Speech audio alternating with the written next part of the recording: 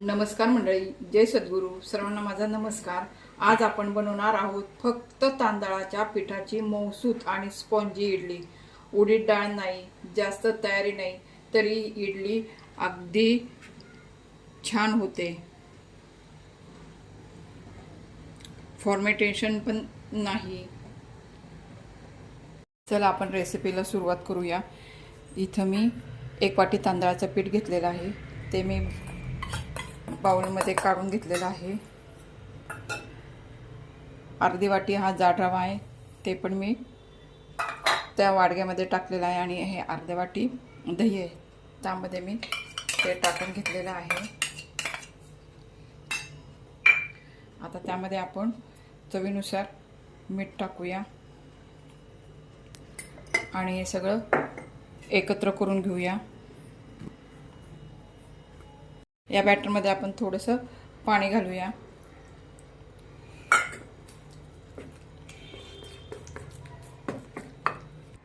हे बॅटर भिजवण्यासाठी मला हे 1.25 वाटी पाणी लागलेलं आहे.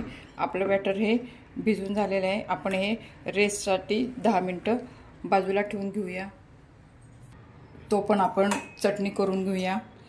इथे मी 2 चमचे पंढरपुरी डाळ घेतलेली आहे, 1 चमचा मी खोबरं घेतलेलं आहे, थोडी कोथिंबीर आहे, ह्या मिरच्या आहेत आणि आलं आहे. हे सगळं आपण मिक्सरच्या भांड्यात टाकून इडलीसाठी चटणी तयार करून घेऊया. आपली चटणी ही बारीक वाटून झालेली आहे, ती आपण एका वाटीमध्ये काढून घेऊया. आपण चटणीमध्ये मीठ टाकून घेऊया आणि ते मिक्स करूया. इथं मी चटणीला फोडणी देण्यासाठी तेल गरम केलेलं आहे. त्यामध्ये आपण आता तेल गरम झालेले आहे. आपण त्यामध्ये मोहरी टाकूया, जिरे टाकूया, थोडा कढीपत्ता, थोडा हिंग आणि ह्या 2 सुक्या लाल मिरच्या.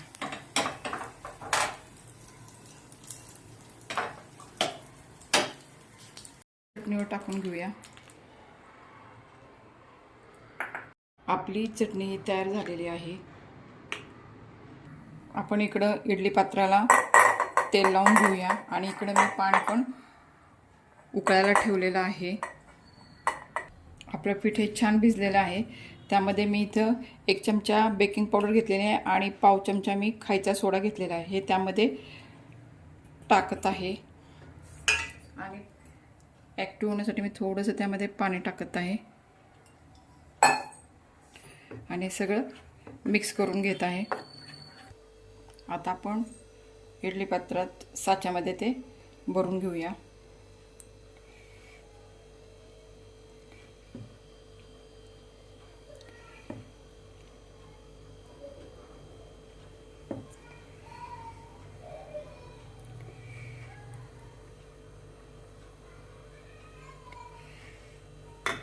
आता आपण त्या ह्याच्यामध्ये ठेवून घेऊया.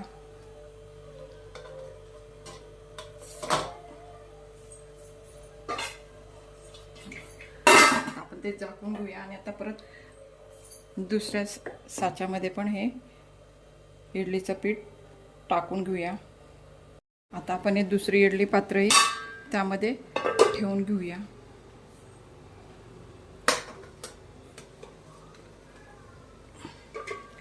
आणि 12 मिनटं फक्त आपण हे वाफवून घेऊया. आपली इडली झाली आहे की नाही ते आपण बघूया. मी मोठ्या गॅसवर 12 मिनटं इडली वाफवायला ठेवली होती.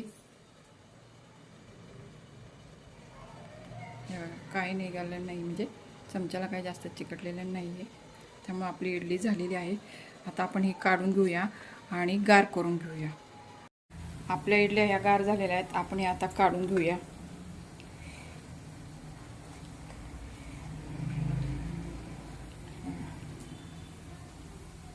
छान झालेल्या आहेत आपल्या इडल्या.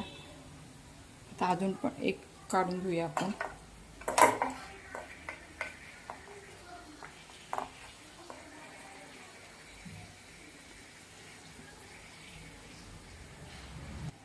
आपल्या इडल्या ह्या स्पॉन्जी झालेल्या आहेत. आता आपण या प्रकारे सगळ्या इडल्या काढून घेऊया.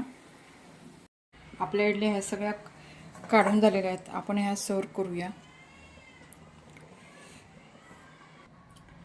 पहा मंडळी, आपली इडली ही किती मऊसूत आणि स्पॉन्जी झालेली आहे बघा.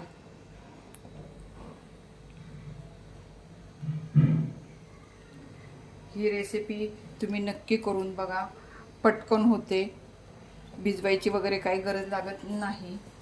तुम्हाला जर व्हिडिओ आवडला असेल तर नक्की व्हिडिओला लाईक करा, शेअर करा आणि सबस्क्राईब करायला विसरू नका.